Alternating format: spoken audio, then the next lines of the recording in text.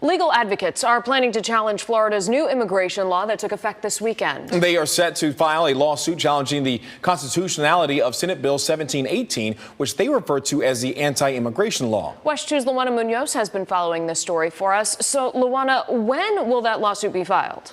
So there hasn't been a hard date set just yet, but it is expected to be filed soon. Immigrant advocates believe that the new law is designed simply to keep an already very vulnerable group susceptible to abuse and exploitation. They're doctors, lawyers, judges, but immigrants may also be the ones who pick our foods, clean our waste baskets, and build our homes, jobs we often take for granted.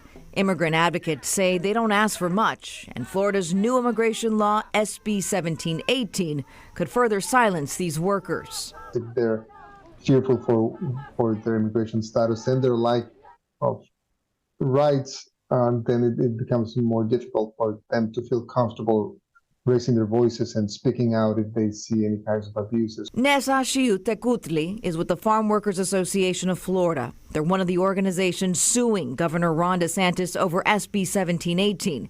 They say the law only violates fundamental rights of people. And even before it took effect, Nessa says the law opened the door for discrimination.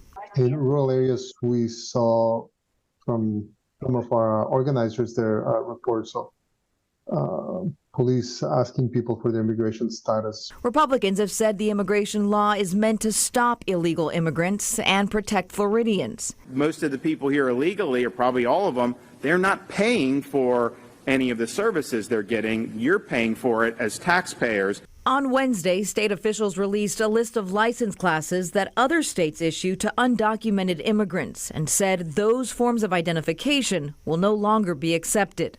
In a statement, DeSantis said someone who is in our country illegally and has violated our laws should not possess a government-issued ID, which allows them access to state-funded services and other privileges afforded to lawful residents. It's discouraging to see people who work so hard, who do so much to make sure that we have food on our table, who really are just trying to do the best by their families, to be so attacked all the time just because of where they come from or the situations that they have to flee from. Once again, the lawsuit against Governor DeSantis is set to be filed soon. A specific date has not been made just yet. Stuart?